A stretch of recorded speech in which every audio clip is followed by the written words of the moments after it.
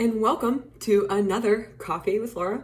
If you didn't know, I'm Laura, and I have the privilege of helping people heal their emotional eating and truly learning how to restore confidence within themselves, because confidence is ultimately what you believe you're capable of doing. And if you believe you're capable of losing weight, if you believe you're capable of going to the gym, if you believe you're capable of meal prepping every single week, whatever it is, when you believe in yourself, you do it, or at least you're way more likely to do it. And that was something I didn't understand when I was just a trainer. But as a reminder, that's what I get to do every day. Isn't that awesome? But you didn't come here to listen to me talk about how much I love my job. You came here to listen about the power dynamic we have with food. Yes, there very much is one. And I'm sure you know it because either you feel like you can't eat things or you need to eat other things or whatever that space is. That speaks to the power dynamic. You don't feel free to just eat. But it doesn't have to be that way. I suffered that way for decades. And I'm just as shocked as all of you will be if you kind of go through the same journey I've gone through, that you can enjoy food without having to worry or stress about it. It's wild. But here's the challenge. Our dynamic, the power dynamic with food, it creates an imbalance based on how we think about it. So it's our thought process that literally gives the power dynamic power or no power. So how do you know if you think this way? Listen to your thoughts. Do you hear should, have to, or need to when you're making decisions about food? If you do, chances are you're experiencing some degree of a imbalanced power dynamic, because should isn't your thought. Need to, not yours either. Have to, definitely not yours. Want and choose to, that's when you're making an empowered choice. So when you're hearing your thoughts, if you hear should, have to, or need to, you're probably in the deprivation element of the power dynamic. So how will you kind of experience this beyond those thoughts? We tend to get attached to an image, a kind of pathway, so to speak. We get this idea of, okay, we're going to lose weight, or we're going to get healthy, or we're going to build muscle, whatever it is. And as soon as we say it, we're like, okay, and these are all the things I'm going to do in order to get to that. Or this is what it's going to take. Like, you get in your head, I'm going to work out 5 times a week, doing this, blah, blah, blah, blah, blah. And then you just go. Mind you, we typically don't look at what we're currently doing. We just have an idea of what it takes to achieve the goal. And that kind of sets us up to fail to begin with. But it's the attachment to the way we want it to be and when we want the results that emphasizes even more of the power imbalance and dynamic with food, because you can't control how quickly you lose weight, where you lose weight, where you gain muscle, any of that jazz. All you can control are the actions that lead to the results. And instead of trying to control it, we need to trust the actions, find the pleasure within it, and see the results. So why does this matter beyond, wanting to be healthier, wanting to lose weight or build muscle or whatever your kind of goal is? Because there's this idea in our culture that being healthy has to be super duper hard. And I adhered to it for a while. I used to shame myself. If I wasn't losing weight, it was because I wasn't working out hard enough. It had to be. Or it was because I didn't eat perfectly. It had to be. But that was my thought process because I was attached to the how and the when of when I wanted the results to get there. So again, try not to attach. But this stuff kind of grows out of deprivation. Our body doesn't like deprivation. And shoulds are a key word within the deprivation. And that's kind of what we go to. Deprivation and should, because we don't trust that we can do it on our own. We don't trust or believe, confidence right there, believe that we can do it just by following all the kind of same advice that we hear, whether that be on social media, magazines, doctors, you name it, or your friendly health coach, you name it. We hear all this stuff, and we trust them, we give authority to them, and I get it, I did it too. But again, we attach, we want it our way, when we want it, the way we want it to look. And when it doesn't look that way, it's just a roller coaster. You know, you're up and down. Okay, I'm going to commit. I'm just going to do it. This is the time. You go. And then that's willpower. And you're not getting the results you want, when you want, how you want. And back down to where you were, where the shame, judgment, and bullying comes in, which, remember, that doesn't help with any element of being healthy. If that happens, try to understand instead. Not about the power dynamic of food, but just a good tip.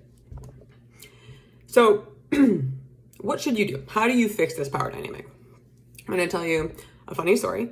So I love these chocolate macadamia nuts from Costco. They are delicious. I kind of like them too much though sometimes. So not as much anymore, but when I first found them, they come in this like container. And I don't know if you know this, but macadamia nuts are like the nut with the highest fat, so highest calories. So it really wasn't a good thing to be hooked on. Anyways, when I would get it, I would consume one of those containers within a week. And I don't even want to think about the number of calories that consisted of, because it's a little yikes.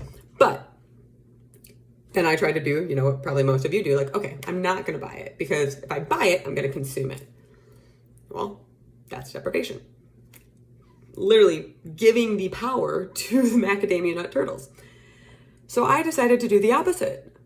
I told myself every day for a week, I had to eat at least one of my macadamia nut turtles, even if I didn't want to. And I did. And there were definitely days that I didn't want to eat too.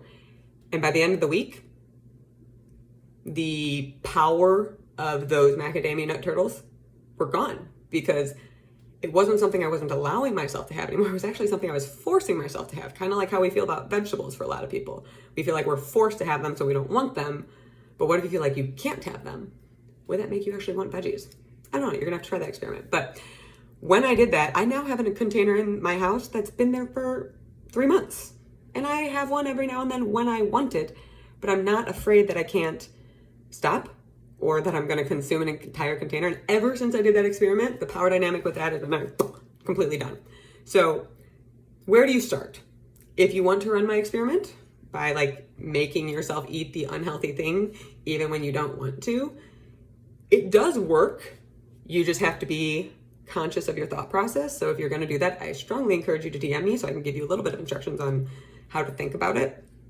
But if that's not your path, then start by noticing your thoughts. Do you hear should when you're thinking of your food? Do you hear have to? Do you hear need to? And when you hear that, what do you do? How do you think? How do you feel? Like, what's the next thing after that thought? See if you can notice that. And then once you notice that next thing, okay, what do I want?